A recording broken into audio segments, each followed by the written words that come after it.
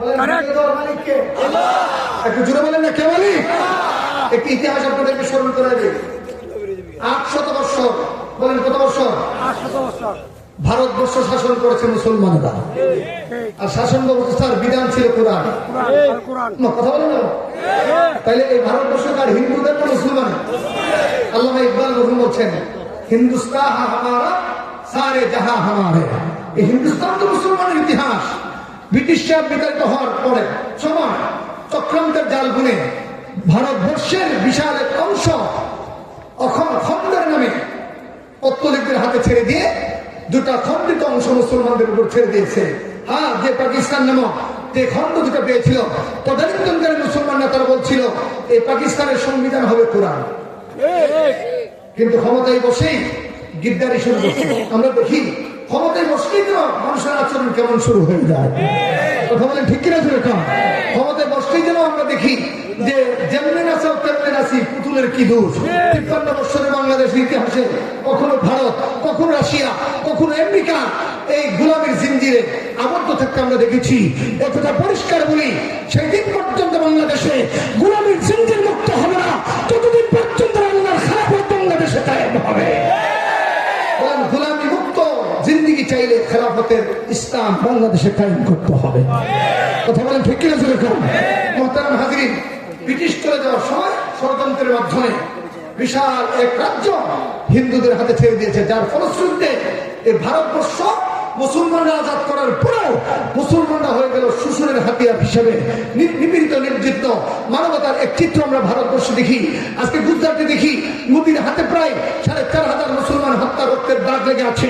কাশ্মীরে আপনার যুগের পর যুগ তাদের অত্যাচারের কষাঘাতে মুসলমান মানবতা আজকে ধুকে ধুকে মরছে।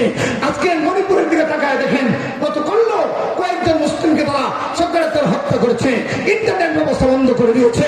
বাবরি মসজিদের মতো ঐতিহ্যবাহী মসজিদ তারা শহীদ করে রামের মন্দির নির্মাণ করেছে। এই কথাগুলো উম্মত মুসলিমার জন্য মেসেজ, এবং এই কথা আমাদের সামনে চ্যালেঞ্জের সম্মুখীন দাঁড় করে দিচ্ছে।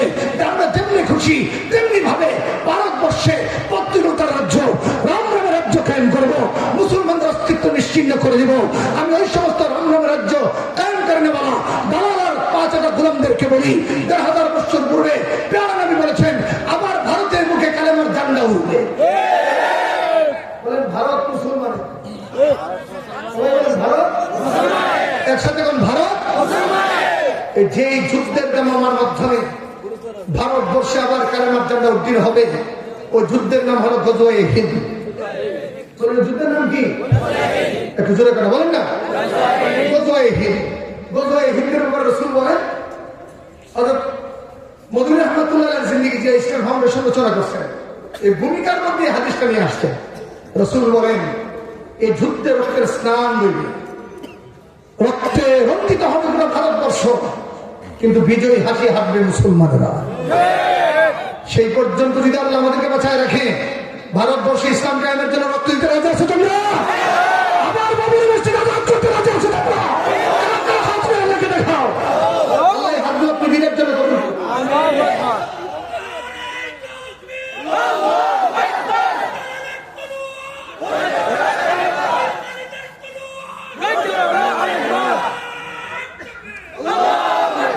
সবাই বলেন, এই জমিন কার? হুকুম চলবে কার? জোরে বলেন না। বলেন সৃষ্টি যার, আইন কার? বলেন সবাই বলেন না, সৃষ্টি যার, সৃষ্টি যার, আইন কার হবে। এই দেশের মানুষের ভাগ্যে নেতারা চিনিমিনি করতে পারে, বরং রাষ্ট্রের সর্বোচ্চ পোস্টে যিনি সমাসীন তাকেও খবরদারির আওতায় থাকতে হয়। যেমন দেখেন, হাদিস বলছে আপনাদের সামনে, খেলাফতের মুস্তাদ হযরত ওমর। কে জুড়ে কান? জোরে বলে দেখেন। রাসূল বলেন, যার নাম শুনলে শয়তান পালায়া যায়, এমন একজন সাহাবী খলিফা। খুতবা দিবেন, একজন সাধারণ সাহাবী দাঁড়ায়, ওমর খুতবা পড়ে। আগে বলেন, আপনার গায়ের চাদরের হিসাব দেন। এই চাদর তো আপনার চাদর মিলে মনে হয় না। এই চাদর পেলেন কোথায়? ক্ষমতার ব্যবহার করে একটি চাদর বানিয়ে নিছেন নাকি? তার মানে ইসলামী খেলাফত, আল্লাহর বিধান কায়েম হলে, আল্লাহ যে খেলাফত মোমেনকে দেবে, এই বিধান কায়েম হলে রাষ্ট্রের সর্বোচ্চ পোস্টে যিনি, তাকেও জবাব দিতে হয়।